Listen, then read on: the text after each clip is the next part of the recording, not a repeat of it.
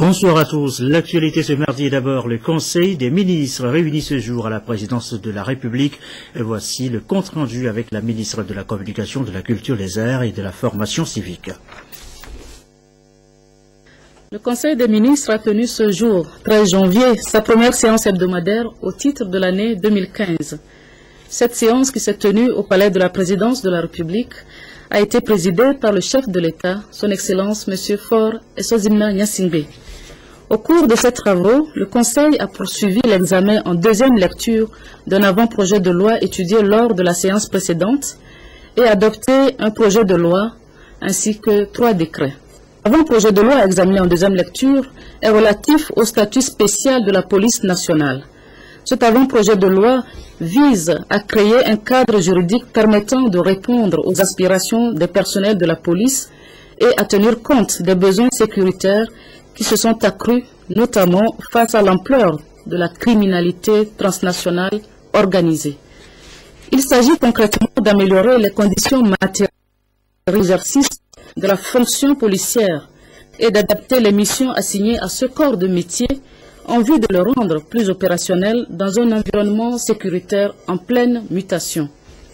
Parmi les innovations attendues, on peut citer entre autres la création d'un conseil consultatif de la fonction policière qui aura pour mission de veiller à l'amélioration des conditions de vie et de travail des personnels de police, l'apparition de nouveaux grades et appellations en fonction des niveaux de responsabilité, le réaménagement du régime des sanctions ainsi que le relèvement de l'âge de départ à la retraite.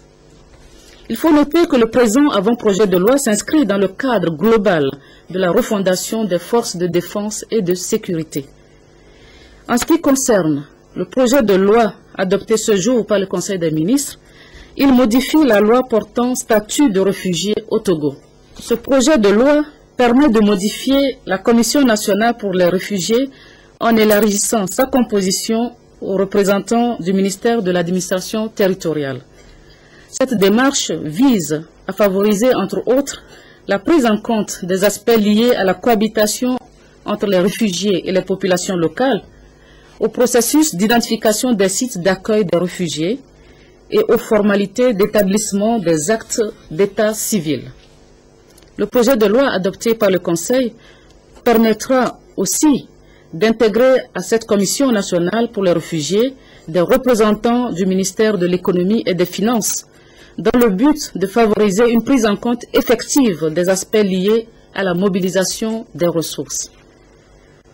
S'agissant des décrets, le premier décret adopté par le Conseil ce jour porte nomination des notaires près la Cour d'appel de Lomé. En créant des juridictions dans la quasi-totalité des préfectures, le gouvernement entend œuvrer au rapprochement de la justice des justiciables. Malheureusement, il a été donné de constater que le service de notaire est méconnu par beaucoup de citoyens, aussi bien dans les grandes agglomérations que dans les campagnes. Certaines villes sont totalement privées de notaires. La nomination de nouveaux notaires près la Cour d'appel de Lomé par le présent décret permet ainsi de pallier l'insuffisance des notaires dans la capitale, phénomène qui s'est accentué par le taux élevé de vacance des charges notariales dans la région maritime.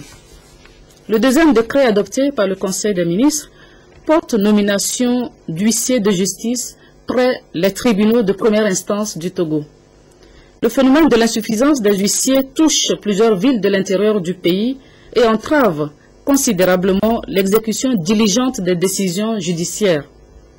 Le présent décret permet de remédier en partie à cette situation en nommant 12 nouveaux huissiers de justice dans les ressorts des tribunaux de première instance du Togo. Enfin, le troisième décret adopté ce jour fixe les dates d'ouverture et de clôture des révisions des listes électorales pour l'élection présidentielle 2015. Conformément à ce décret, la révision des listes électorales se déroulera du 20 janvier au 23 février 2015. Fait à Lomé le 13 janvier 2015, le Conseil des ministres. Et je vous donne lecture du décret portant donc ouverture et clôture de la période de révision de la liste électorale pour l'élection présidentielle de 2015. Le président de la République décrète, article 1er, la révision de la liste électorale se déroulera du 20 janvier au 23 février 2015. Article 2, les opérations de révision se dérouleront conformément au découpage territorial et au calendrier annexé au présent décret.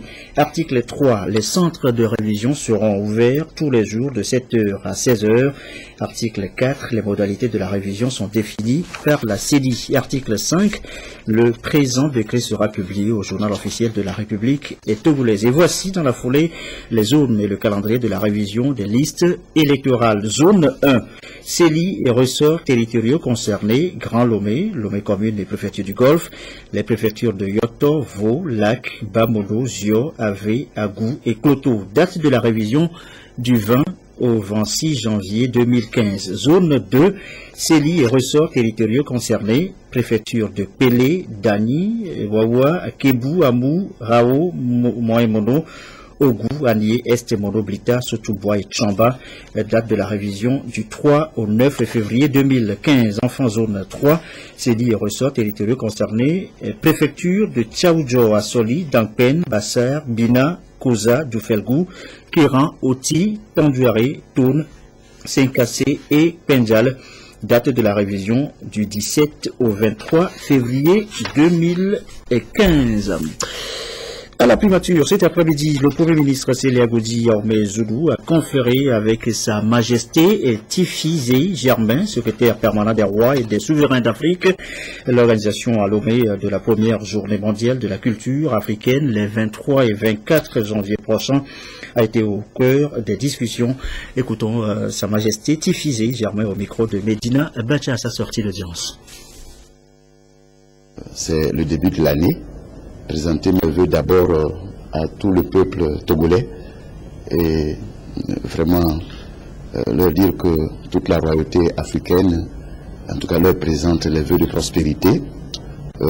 Aujourd'hui, nous sommes venus voir avec le Premier ministre pour l'organisation pratique de la journée mondiale de la culture africaine, qui est une journée que nous voulons insérée sur le continent africain, et cette journée va naître sur le territoire du Togo, un pays que nous disons que Dieu a choisi pour nous pour la renaissance de la culture africaine.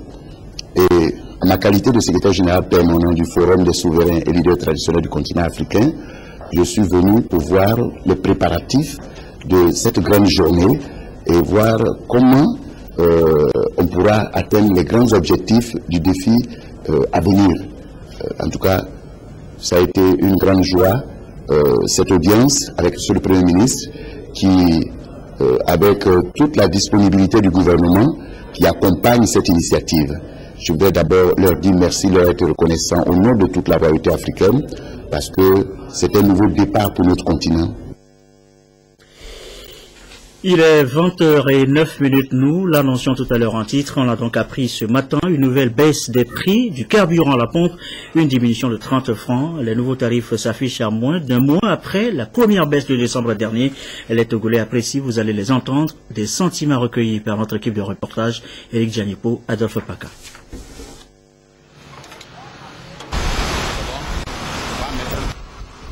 À la pompe, 1 litre d'essence sans plomb est vendu à 580 et le gasoil 630 francs CFA, soit une baisse de 115 francs sur le litre en moins d'un mois. C'est une joie pour moi parce que lorsque le prix du carburant était à 655 francs, je n'ai pas gagné pour payer aux propriétaires. Aujourd'hui, on a diminué le prix du carburant à 580 francs. C'est une joie pour moi. Dans les stations-service, la nouvelle a surpris tout usager.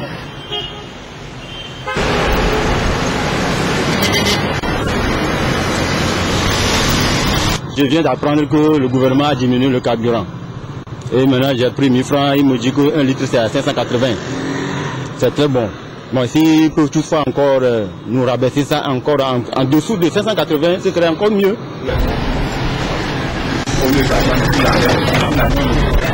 Le gouvernement a bien fait.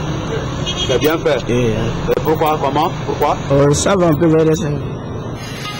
Cette baisse intervient au moment où les cours du pétrole sur le marché international subissent un fort recul. De 655 à 610 francs le 15 décembre dernier, c'était le cadeau de Noël. Mais c'est compté sans le nouveau cadeau de l'an offert ce mardi. Avec cette nouvelle baisse, c'est un tant soit peu un soulagement pour les acteurs de la vie nationale. Nous sommes un peu satisfaits, plus qu'avant. Pour la diminution du prix des voyageurs, au niveau des syndicats, nous allons nous concerter pour voir ce qui peut se faire au niveau de chaque syndicat. Le gouvernement togolais vient une fois encore de traduire dans les faits sa volonté de relever les défis qui s'imposent dans le quotidien de chaque Togolais.